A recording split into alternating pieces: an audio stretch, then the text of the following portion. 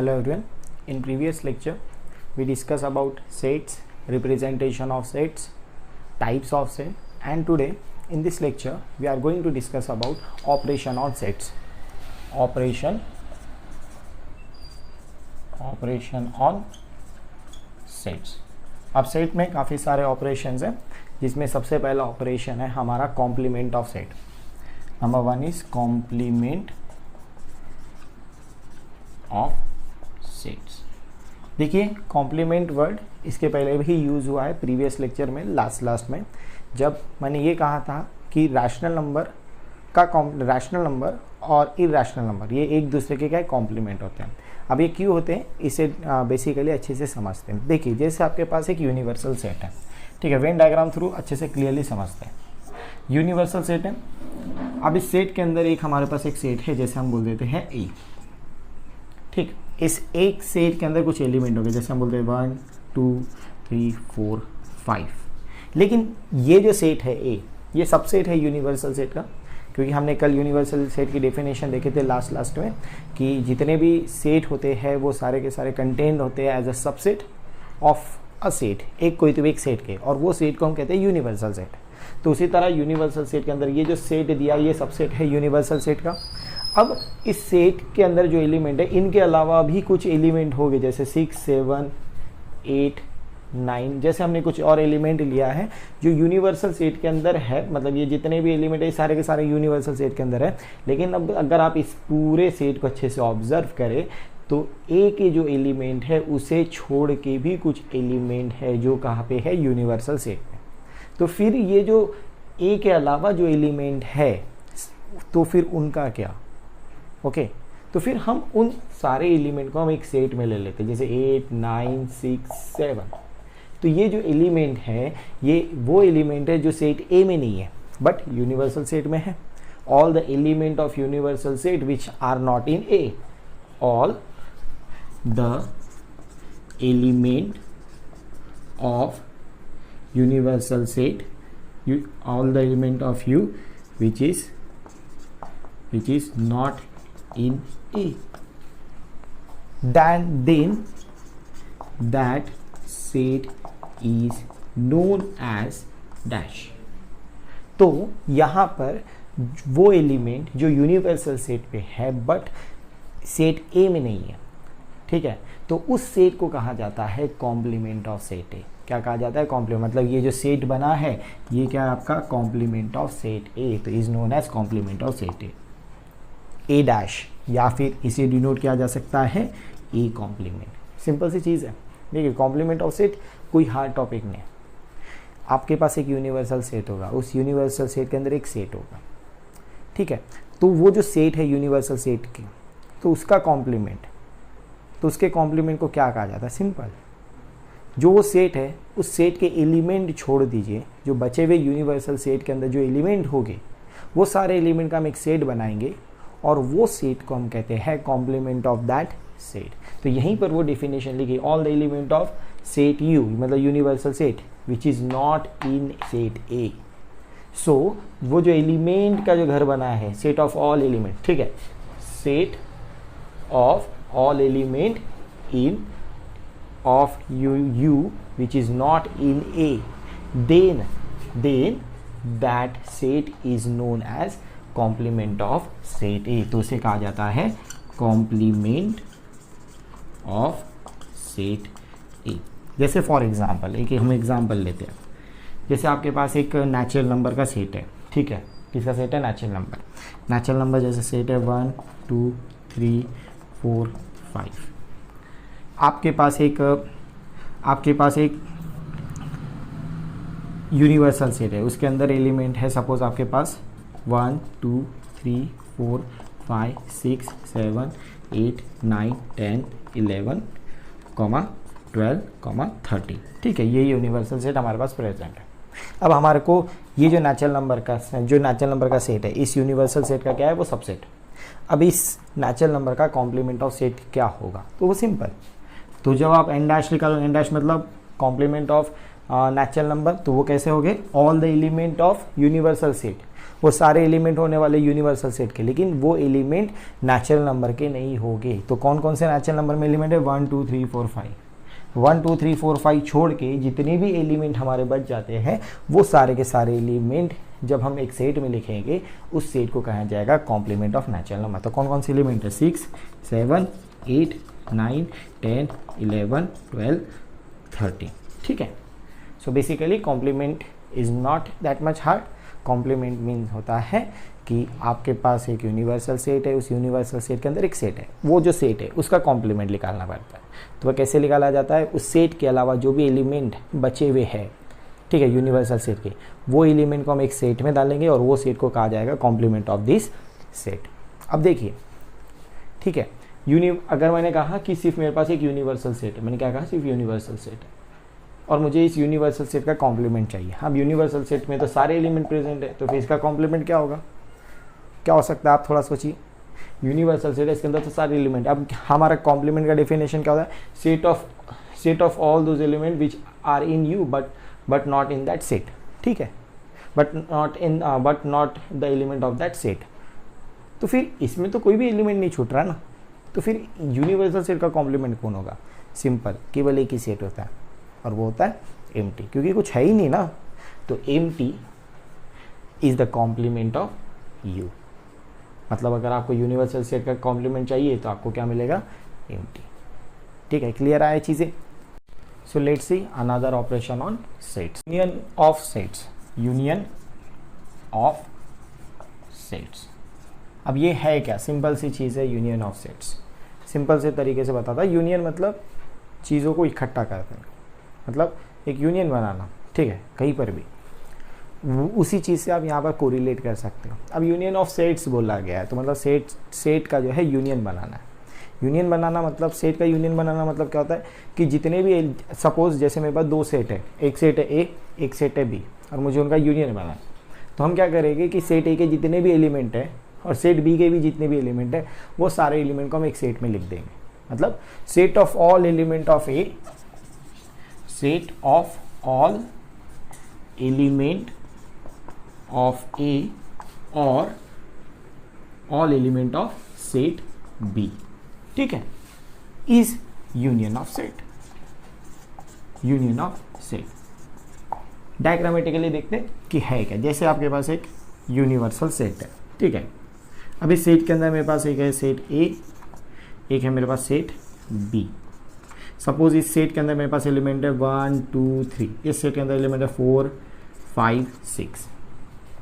मुझे क्या बनाना है? A union B. A union B को डिनोट कैसे किया जाता है? Denoted by A union B. अगर दो सेट है, two set A and B, और वो दोनों सेट यूनियन सेट है, तो उसे डिनोट किया जाता है ए यूनियन बी से। अब ए यूनियन बी कैसे निकाला जाएगा? सिंपल है, all element of A and और ऑल एलिमेंट ऑफ बी। मतलब जितने एलिमेंट ए के हैं वो सारे एलिमेंट, और जितने एलिमेंट बी के वो सारे एलिमेंट। जब वो सारे एलिमेंट हम एक सेट में लिख देंगे, that set is known as union of A and B, मतलब ए और बी का यूनियन। तो ये ए के एलिमेंट कितने हैं? 1 2 3। बी के एलिमेंट कौन कौन से? 4 5 6। ठीक है, जैसे हम यहाँ पर बोल सकते हैं ये जो शेडेड रीजन जो बना है that is A union B. एक चीज़ ध्यान रखिएगा कि अगर सपोज ए और बी में कुछ कॉमन एलिमेंट आते हैं तो आप वो एक ही बार लिखोगे सेट में, बार बार नहीं लिखोगे, क्योंकि सेट का वही रूल है, जब भी अगर कोई एलिमेंट कॉमनली 2-3 बार आ रहा है कहीं पर भी, तो सेट में सिर्फ एक ही बार लिखा जाता है। तो उसी तरह जब भी आप यूनियन ऑफ टू सेट बनाओगे, तो यूनियन ऑफ टू सेट बनाना मतलब क्या होता है कि जो भी एलिमेंट है ए के, जो भी एलिमेंट है बी के, वो सारे के सारे एलिमेंट हम एक सेट में लिख देंगे और वो सेट को कहा जाएगा union of A and B. ठीक है, अगर 3 सेट है तो 3 सेट का union A union B union C कैसा रहेगा? ए के सारे एलिमेंट, बी के सारे एलिमेंट और सी के सारे एलिमेंट, हम सारे एलिमेंट एक सेट में लिख देंगे और वो जो सेट बना रहेगा उस सेट को कहा जाएगा A union B union C. ठीक, तो ये हो गया A union B union C. For example, जैसे एक छोटा सा एग्जाम्पल हम ले लेते हैं। फॉर एग्जाम्पल, जैसे आपके पास एक नेचुरल, जैसे हम एक आधी एग्जाम्पल ले लेते हैं, A is equal to X such that X belongs to natural number from 1 to 5, ये बोला गया है।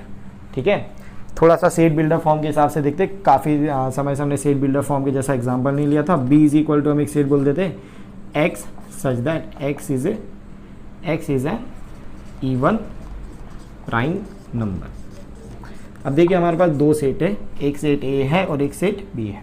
अब हमारे को इसका क्या फाइंड करना है, फाइंड करना है हमारे को a यूनियन b। देखिए सिंपल है, a यूनियन b बताना एकदम सिंपल।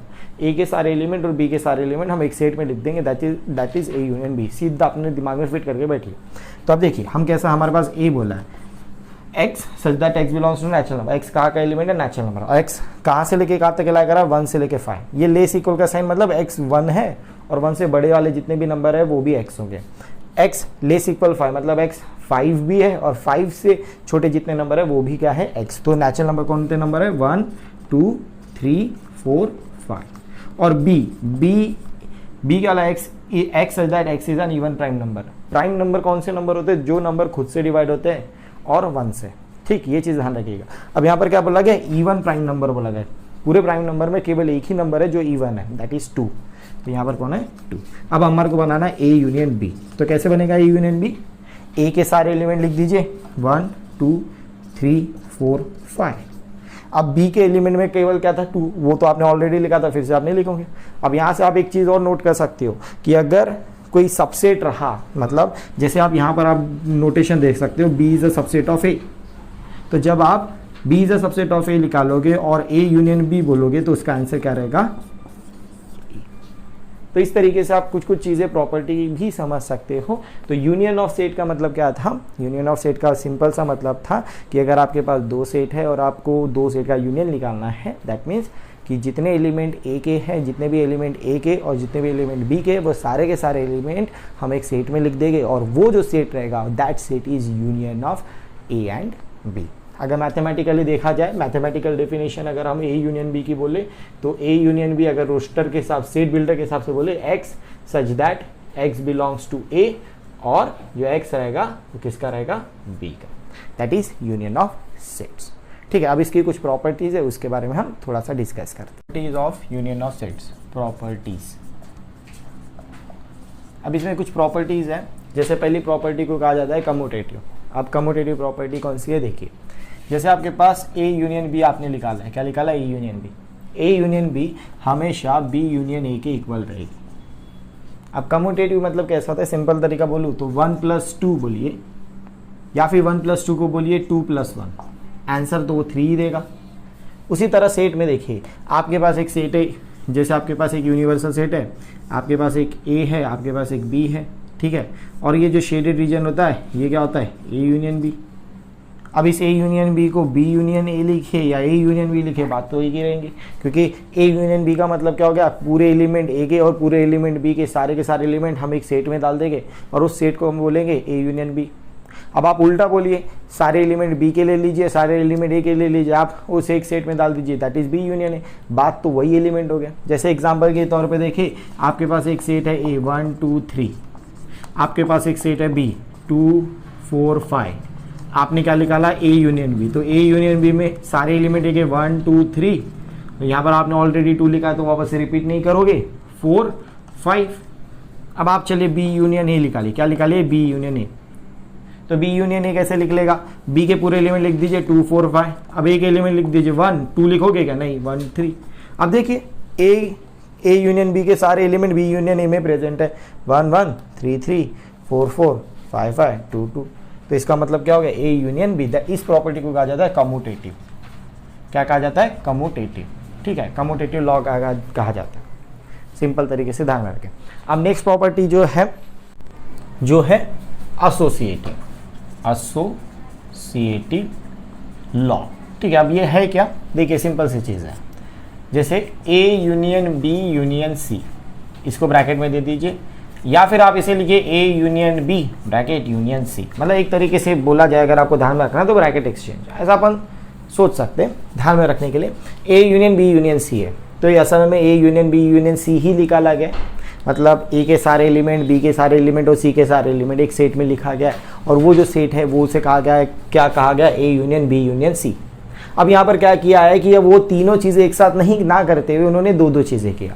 पहले बी यूनियन सी निकाला होगा, उसे फिर A union B union C किया, अगर आप ऐसा करो या फिर ए यूनियन बी निकालिए फिर उसे यूनियन सी करिए, ऐसा करिए, दोनों का आंसर क्या आने वाला है, सेम। और जब आपको ऐसे कभी चीज़ें दिखती है तो इसे कहा जाता है एसोसिएटिव लॉ। ठीक है, नेक्स्ट जो है वो है अगर आप ए यूनियन फाई करो, सिंपल सी चीज़ है, फाई मतलब क्या होता है, एम्प्टी सेट। नेक्स्ट जो प्रॉपर्टी है वो क्या है, empty set, A union phi. आपके पास एक पूरा सेट है ए, क्या है, पूरा एक सेट है ए जो है, जैसे यहाँ ही पता 1 2 3 सेम एग्जाम्पल। अब ये फाई जो है दैट इज एम्प्टी। अब आपको एक चीज़ मैंने आपको कल प्रीवियस लेक्चर में आपको समझाया था कि phi is always a subset of A. Trivial चीज़ है, दो चीज़ें ट्रिवियल होती है सबसेट में, एक फाई हमेशा जो भी सेट है उसका सबसेट रहेगा और जो सेट है वो खुद का सबसेट होता है, ये दो चीज़ ट्रिवियल होती है हमेशा। तो phi is the subset of A. अभी थोड़ी देर पहले हमने देखा था कि जैसे बी ए का सबसेट हो गया था, जैसे हमने एक एग्जांपल देखा था जहाँ पे ए लिया गया था 1 2 3 4 5 ऐसा कुछ एक सेट बना था और बी में सिर्फ सिंगलटन 2 प्राइम नंबर वाला जो एग्जांपल था, इसमें हमारे को पता था कि B is the subset of A. तो जब आप ए यूनियन बी निकालोगे तो उसका आंसर क्या आ रहा है, वापस से ए। तो phi is the subset of A है, तो जब आप ए यूनियन फाई निकालोगे तो उसका आंसर क्या आने वाला है, ए। तो ए यूनियन फाई का आंसर कितना रहेगा, हमेशा ए। ठीक, थर्ड जो प्रॉपर्टी है वो, सॉरी फोर्थ जो प्रॉपर्टी है वो कैसी है, ए यूनियन ए। अगर आप ए यूनियन ए करो, ए यूनियन ए मतलब दोनों जो सेट जो आपने लिए मतलब इटसेल्फ केस में अगर आपने यूनियन लगाया तो बताइए ना, ए यूनियन ए मतलब ए के सारे एलिमेंट लेना, तो आंसर क्या आने वाला है, ए। ठीक है, अब नेक्स्ट जो प्रॉपर्टी है वो इसी को डिनोट करती है जो वहाँ पर हमने बाजू में लिखी थी। ये देखिए, अगर आपके पास कभी सपोज आपके पास दो सेट है ए और बी और आप उन दोनों सेट का यूनियन निकाल रहे हो, उस केस में ऐसा हुआ कि जो बी है वो अगर ए का सबसेट आता है तो आप यहाँ पर डायरेक्ट बोल सकते हो कि जब आप ए यूनियन बी निकालोगे, if B is a subset of A then A union B का आंसर क्या आएगा, हमेशा। या फिर अगर A is a subset of B रहा देन ए यूनियन बी का आंसर क्या रहेगा, बी। ये चीज़ें हैं, तो इतनी हमारे पास प्रॉपर्टी है यूनियन की। सो आज हमने कॉम्प्लीमेंट ऑफ सेट देखा है and union of set. In next lecture we will discuss about intersection of set and difference of two set. So for today's lecture, thank you very much, study well.